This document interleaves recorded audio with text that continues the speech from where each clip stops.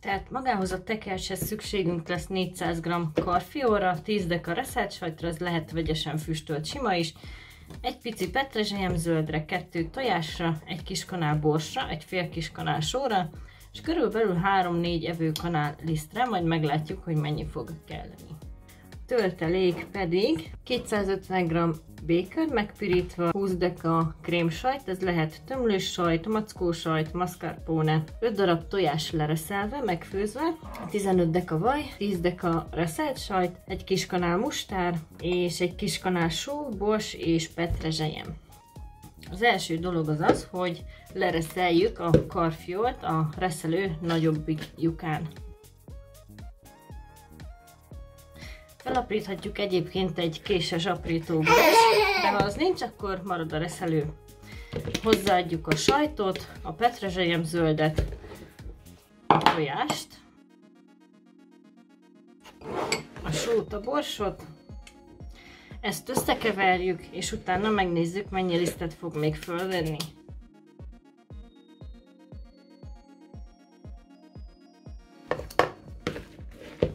Ebben csak egy icipici liszt fog kelleni, körülbelül a fele annak, amit kimértem.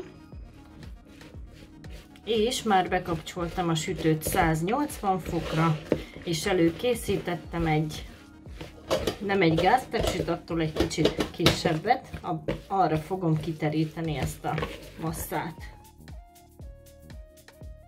Tehát akkor én ezt most ráborítom egy tepsire, és szépen elegyengetem rajta, körülbelül egyforma vastagságúra.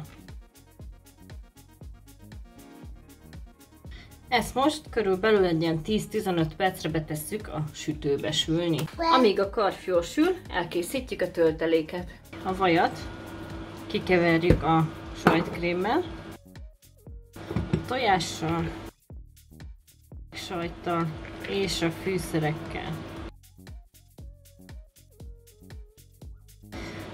Ehhez még hozzáadjuk a békont. Ezt már csak is spatulával összekeverjük.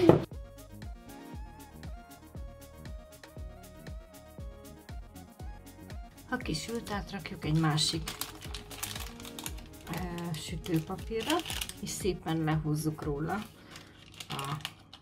ezt a sütőpapírt. Óvatosan húzzuk le.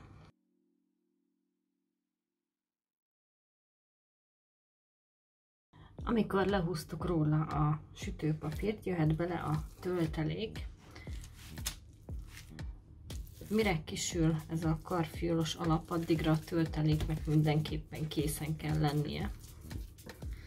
Úgyhogy úgy kell ütemezni, hogy kész legyen. Szépen elegyengetjük rajta.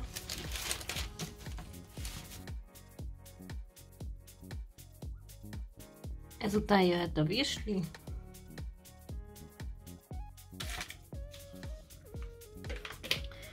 És fel kell szépen tekerni.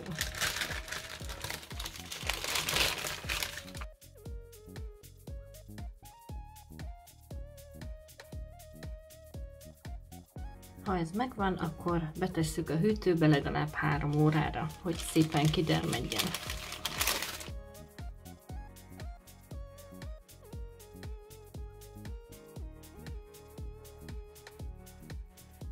Felvágás után így néz ki, a hideg tálaknak remek kiegészítője lehet. Jó étvágyat!